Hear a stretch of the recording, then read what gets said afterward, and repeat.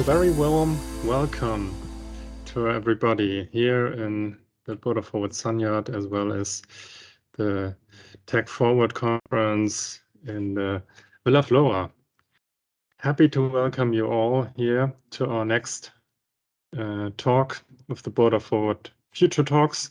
The main topic is again AI and data, and today we have a very special talk from Maria Müller and Dan Fitzpatrick from Triplesense Reply, who will give us an overview on emotion AI and affective computing. And I'm happy to welcome you both here in Munich. Hello, Dan. Hello. Thank you very much for the introduction. We're extremely grateful to be here. We're from Frankfurt, Germany, and we have a wonderful presentation set up for you today. We'll be getting right into it in just a moment. I hope you can all see my screen. Just to clear things up a little bit, there are actually three of us here today.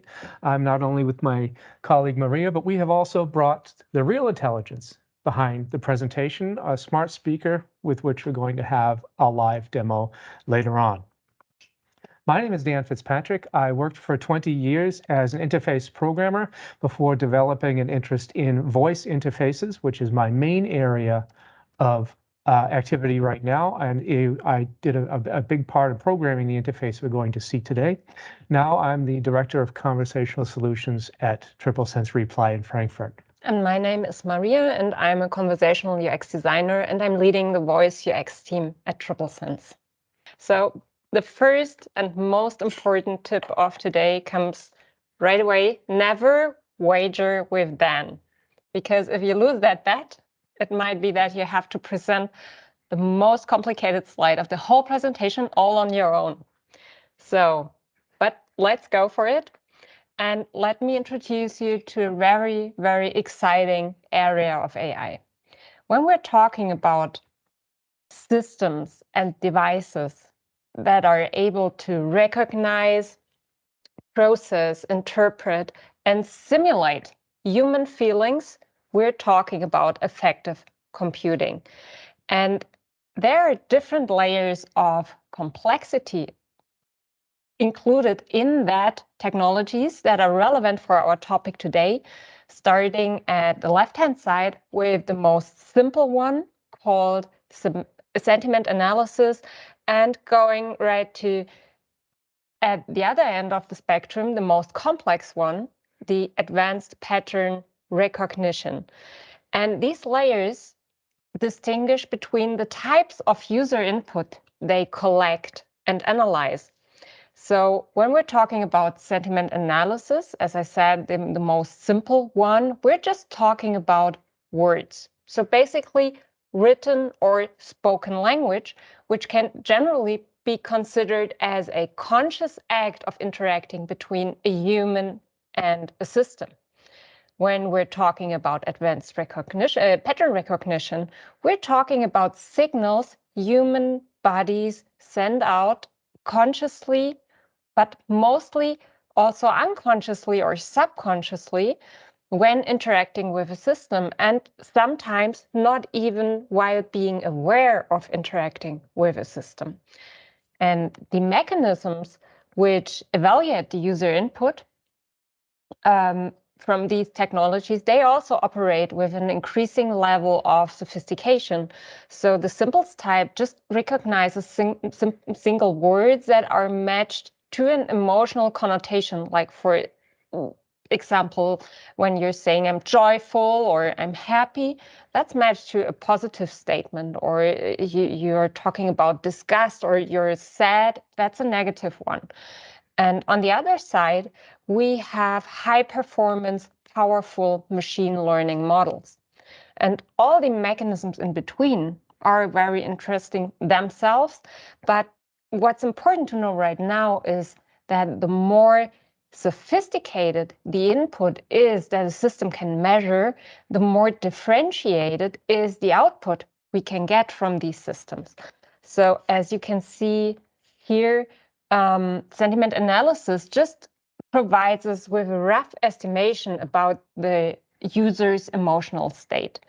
But when it comes to emotion analysis, this technology is able to differentiate between different specific emotions and provide you with a probability score for each of these.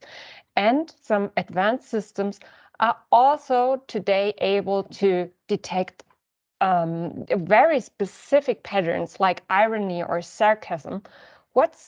And I really want to point that out, even for human beings, sometimes hard to recognize, especially when you're thinking about sending text messages and you don't have the tone of voice of the people that are speaking.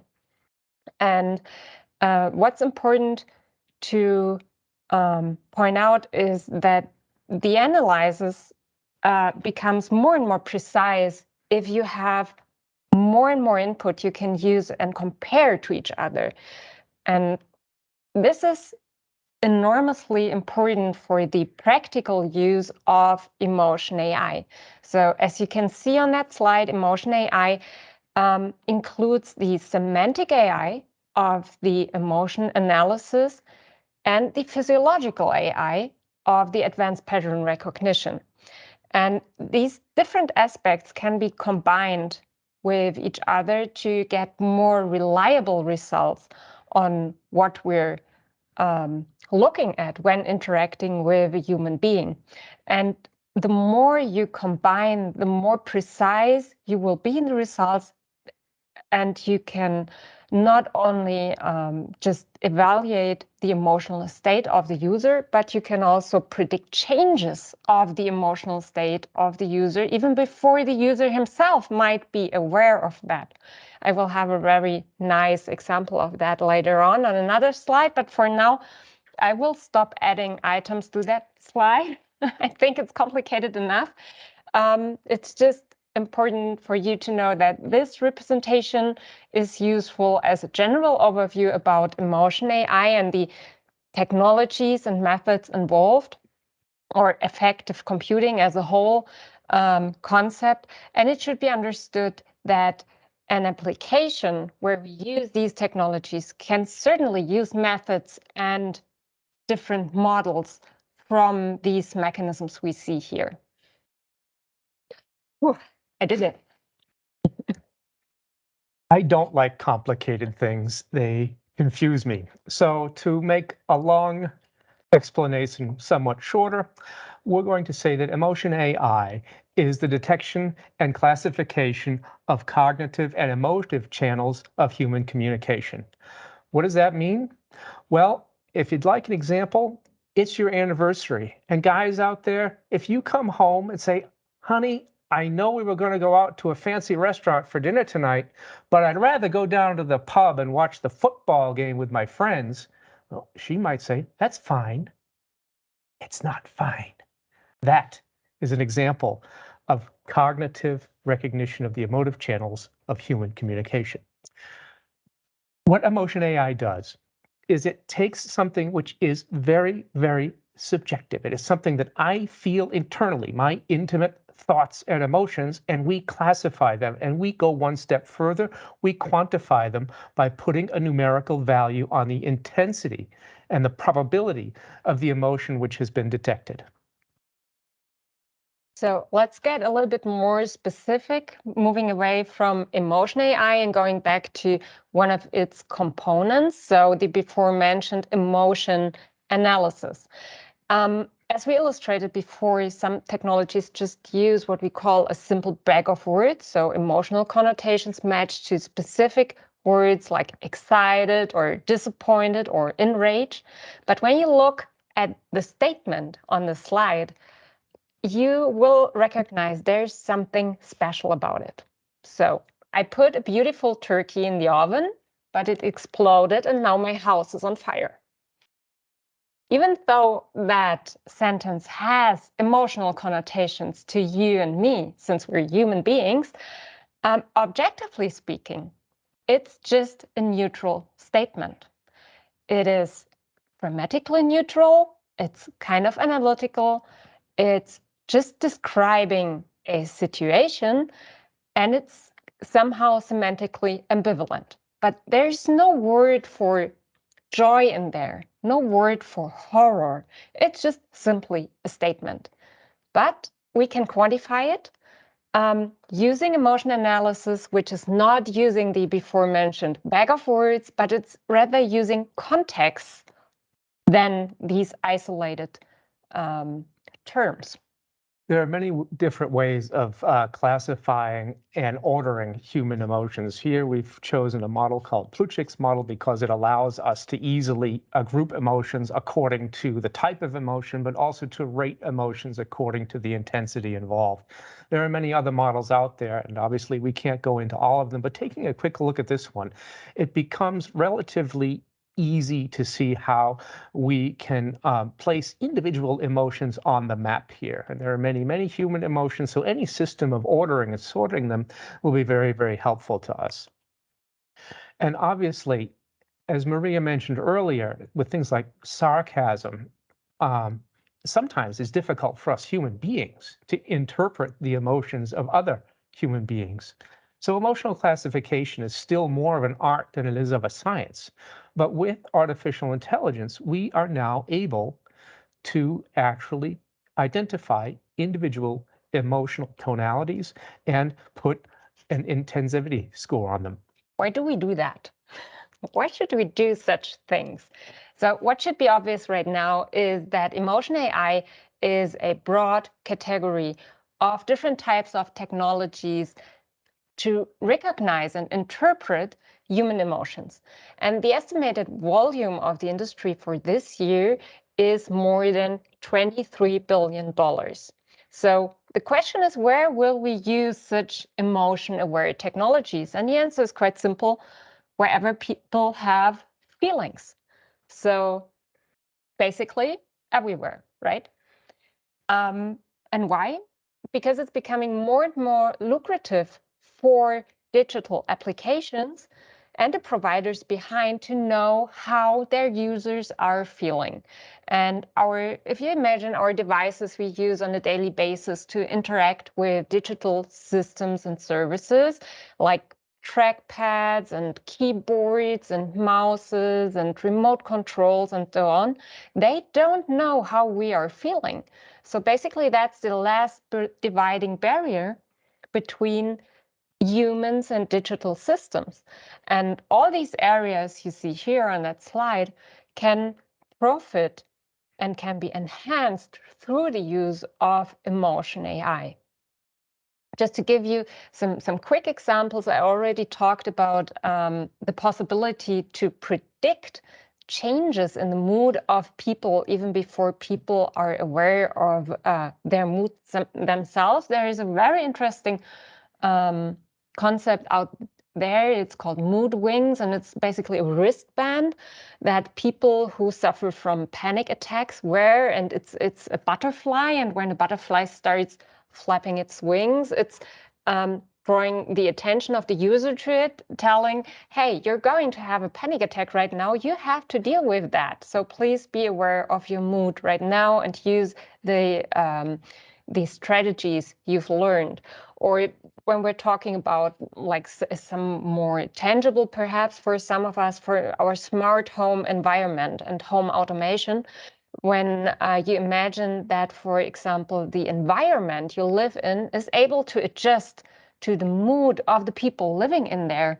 And for example, when it's late in the evening and the kids are still thrilled up, and I know what I'm talking about, then, for example, the light could automatically adjust to mitigate these like really agitation in the room.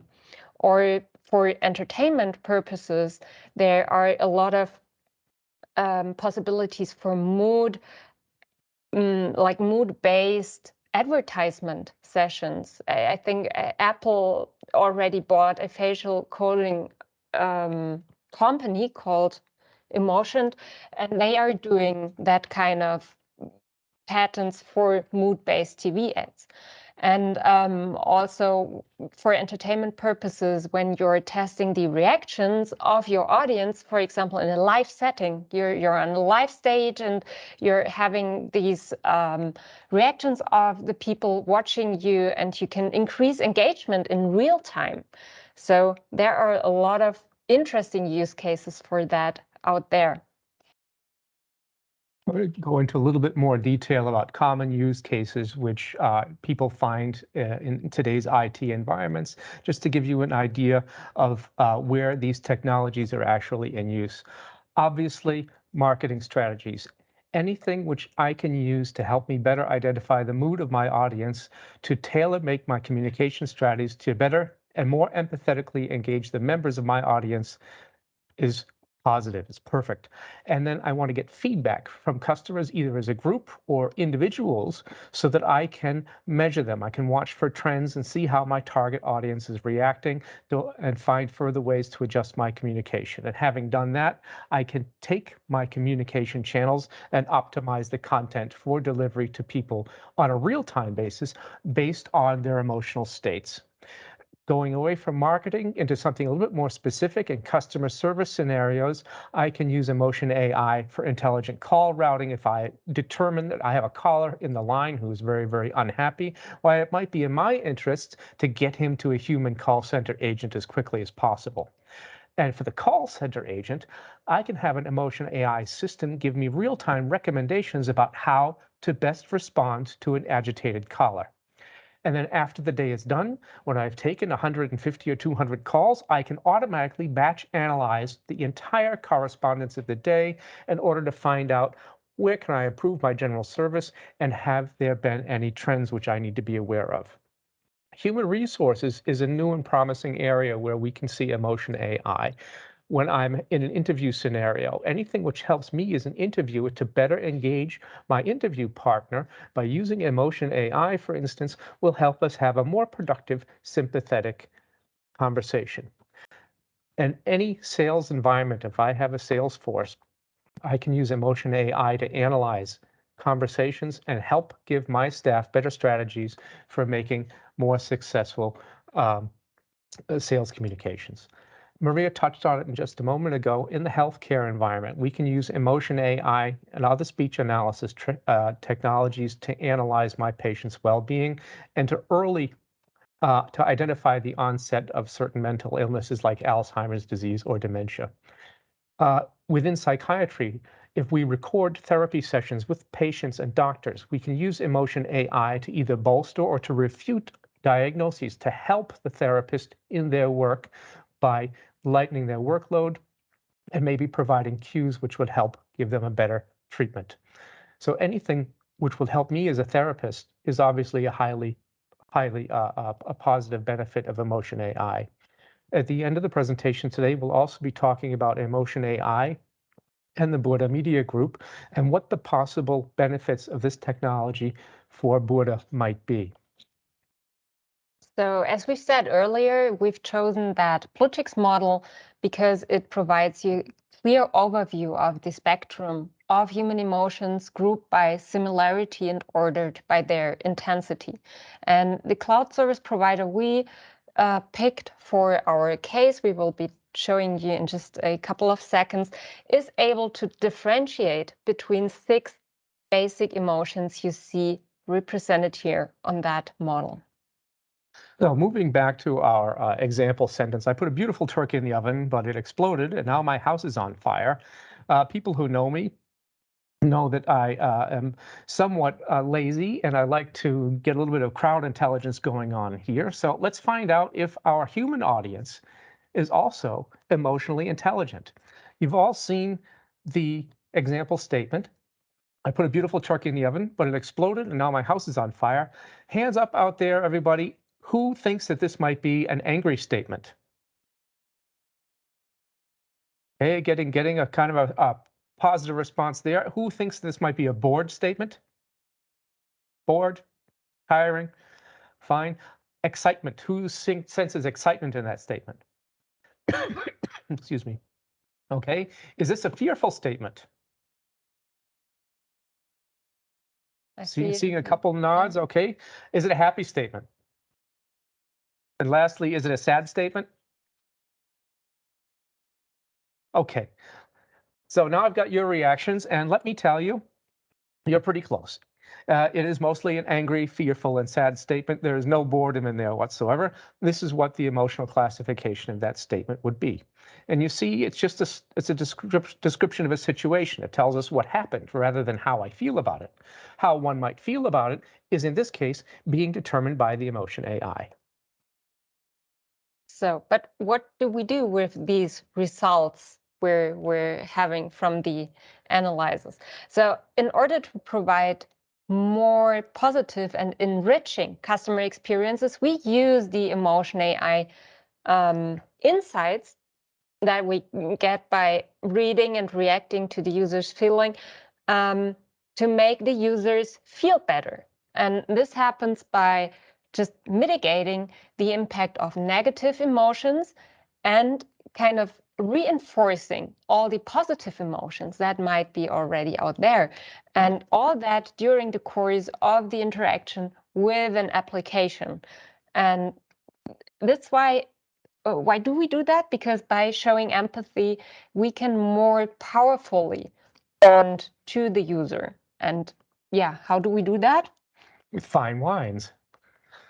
So what we've done is we've programmed an application which can analyze the verbal content of a user's statement in order to recognize their mood, and having done so, to make a wine recommendation. We like to call it the reply smart sommelier. I don't think that anybody would really use emotional classification to pick out or get a wine recommendation, but what it does do for us is it demystifies this technology a little bit. A lot of people think, oh, artificial intelligence, kind of a black box, it's a little scary. Well, this is going to give us a real-time, hands-on experience with emotion AI, so we can see how these technologies work.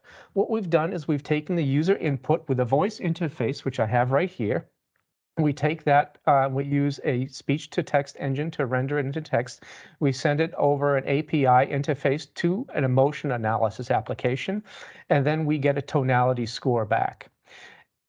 After we get the score back, we run it through an analysis algorithm to see, okay, which emotion was the strongest, what are the relationships between the different emotions, and what's the emotional spread. And we've coupled that for demonstration purposes to the array of wines we have here to finally get the recommendation from the application. Interestingly enough, the customer experience best practices involved here should be mentioned as well, because we've had a lot of discussion revolving around this. What you don't want to do with emotion AI is misestimate the intensity of the emotion. If I come up to you and say, oh my God, I was late for work because I put a turkey in the oven and it exploded, my house burned down, and you say, oh, that's bad luck, I might not feel that you're really engaging with me. So what we're trying to do is, for each one of the 6 emotions we recognize, we have generated a matrix of possible responses to properly mirror the intensity of that emotion. Saying, oh my God, I'm terribly sorry that your house burned down, would be the better response in this case. So to sum up, what we saw in the previous slides is that we should make use of emotion AI to create richer and more engaging experiences for our customers in order to build a sustainable relationship with them. Because, as I mentioned, empathy builds loyalty and builds trust and supports bonding. And one key principle to keep in mind when you use that kind of technology that is dealing with human emotions, as Dan already said, is to err on the side of caution, because getting the user's emotional state right is great, but getting it wrong can be a disaster. And also, it's important to make sure that you use the insights about the user's emotional state to steer the conversation. What I mean by that is, when you know how the user is feeling, you can provide him with contextual responses rather than prescripted ones. When we meet today and you tell me, oh, I had a terrible day today and I'm not feeling well, and we meet again tomorrow and I ask you, how are you feeling? You might not feel seen. But if I ask you, do you feel better today? You might be really like feeling that there is empathy in the room, that I recognize your feelings and that I care about you. And so let's speak about today. If you tell me, for example, or our digital assistant, you tell me, hey, I'm having a great day at the event today and I'm really excited, then I just tell you, okay, let's make that day even better with a fine glass of wine and a conversation with Dan and me about Emotion AI, just right here and just right now. Thank you. Super. I have one more little bit of information. Like I said, when we were going into the use cases here, we have given some thought about the Burda media environment and how to better support the products and informational services of the Burda Group by using Emotion AI. And one of the things we came up with in the discussions leading up to our talk today was something we like to call a smart news feed. Something which is very empathetic. A lot of people, maybe suffering from some kind of depression or sadness. You don't really want to open up your browser and read through the headlines with all the terrible things going around in the world. Wouldn't it be easy to simply tell the media ahead of time, how are you feeling today? Hey, I need some good news for a change, and use that as one of many possibilities to tailor your personal news feed in a safe and engaging and highly personalized manner. Like I mentioned earlier, a feedback engine is something which would be highly important to Burda. You've got many, many publications, and you've got many, many bits and pieces of information and articles, and you need to know, what are people saying about the information we provide? Well, that's a lot of work to do. So rather than have somebody sit down and go through all of the individual comments, letters, and everything you receive, it would certainly be possible to use Emotion AI to classify great amounts of information, saving time and money in a much, much faster and more convenient manner. And you can not only do that for single articles and bits of information, but over the long term to provide better information. But lastly, going into the different media and channels involved, opinion mining would be highly, highly relevant for Burda, finding out when I make a publication, are people discussing it? What are they saying about it? Do I want to engage these people earlier? We were even thinking I could put a smart chatbot on there, so when somebody makes a comment about an article or about a magazine, but we're not entirely sure about that yet, whether it will be a good idea, because this is probably something which a real human should pick up the slack and start continuing the communication.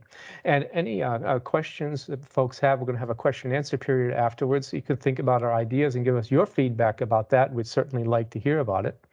But for the time being, I'd like to start off and wrap up our presentation today with a little bit of wine tasting and the live demo we've prepared.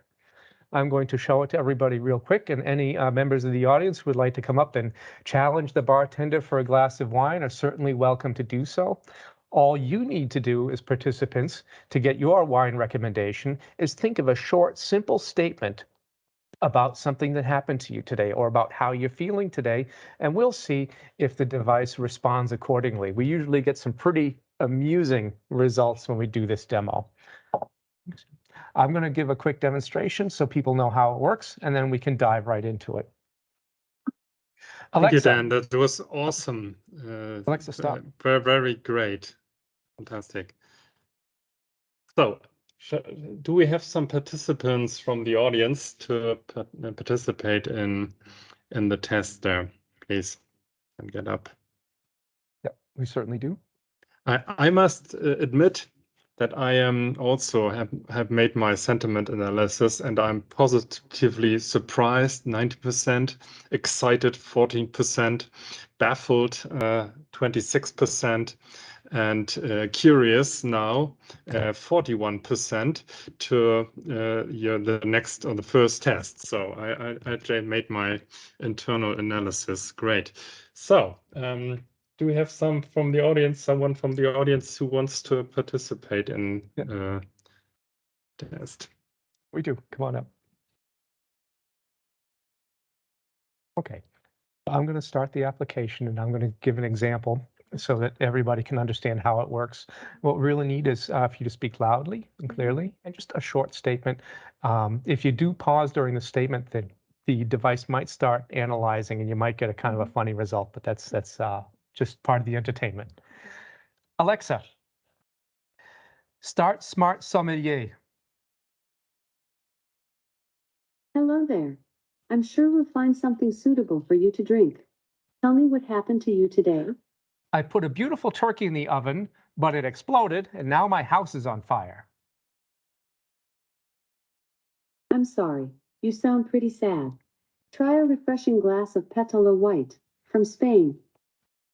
Today is my birthday, and I'm going to the beach. Wow, I'm excited too. Let's have a toast. Crack open the Prosecco. Would you like to try a different statement? I had a great day. Wow, glad to hear that you're happy. Enjoy a glass of our semi-dry Riesling from Croatia. Super. Somebody crashed into my car, and now I'm late for work. Calm down now. Maybe a glass of Côte du Rhône will put you in a better mood. You outlined that, yes, we transfer all kinds of emotions via text, via video, via voice. How about mouse movements? Can we also track mouse movements on a website? And is this also a valuable signal for Emotion AI? What kind of experiences are there? So that's a good question. Unfortunately, your regular computer interfaces like a computer mouse or a touchpad isn't really well adapted for Emotion AI. I think that theoretically, if you could set up test scenarios saying, I know that these people are calm, these people are agitated, and these people are angry, and you track their mouse movements for a long period of time, then you could use pattern recognition to do exactly that. I don't think it's been done yet. It's certainly technically possible. I think it would involve a lot of deep learning, however. Do we have other questions in the chat? So feel free to post it or to directly tell your question in the chat or in the Teams interface. So just another idea on emotion or affective computing.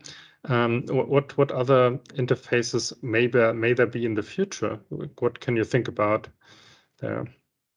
Yeah, that's an excellent question. There are several trends to watch out for, and I have one very, very interesting, maybe a little bit unsettling bit of information. At the Queen Mary University in London, researchers were actually able to identify the emotional state of test candidates by illuminating them with radio waves. So they put people and they stuck on the radar, and by the feedback from the radio waves which is generated, they were able to non-evasively remotely determine what their emotional state was.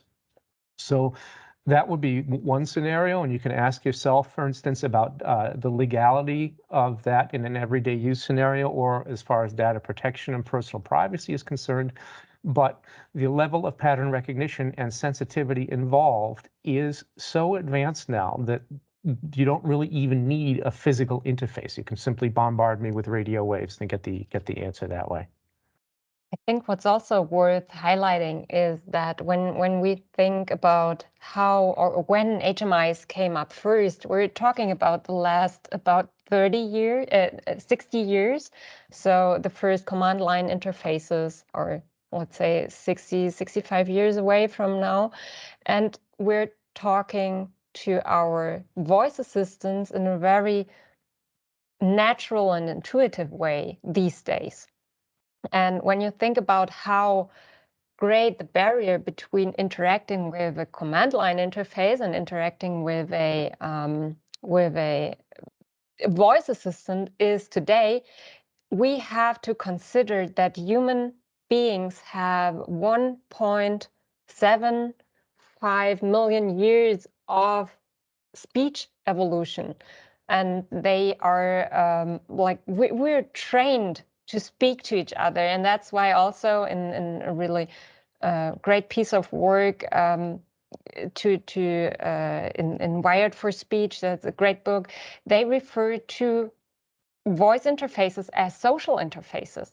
And I think that especially these conversational interfaces are already here, but for us it's still like the next generation of interfaces, because as they work today is still not on a level that how they could work. And so it could be more natural, more intuitive, less bound to pre-considered commands and so on. But I think it's really important to keep that in mind. So there is technology out there, we just have to use it in the right way.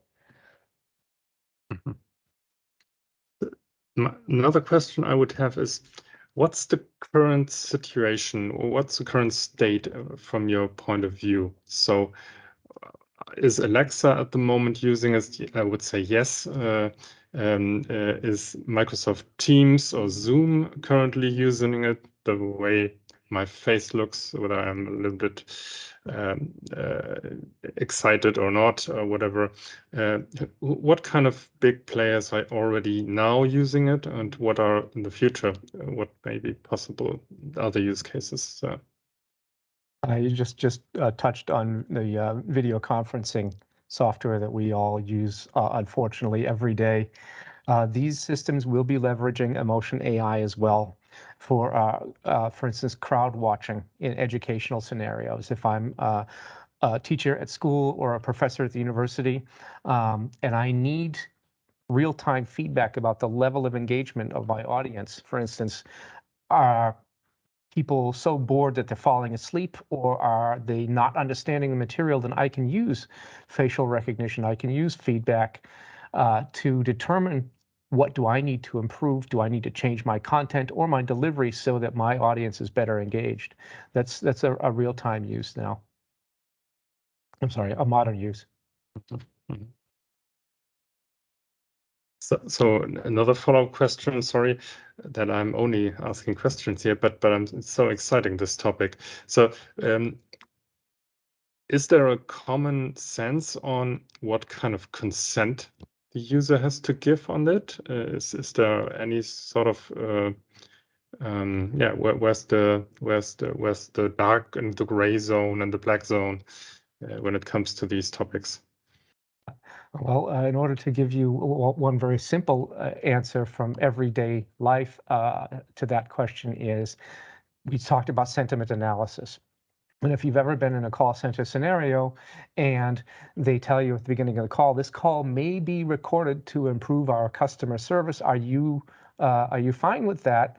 What they're sometimes doing, among other things, they're doing voice recognition, and they're doing sentiment analysis to find out what is the tonality of the content, what this person is saying to me.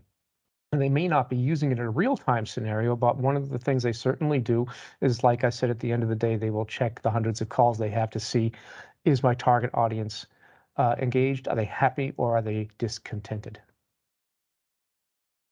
Right, great. So I think we should have a second round for a test now. So Absolutely. I would. Hello, Alexa. I have mixed feelings, but now I'm feeling good. Wow, I'm excited too. Let's have a toast. Crack open a Prosecco.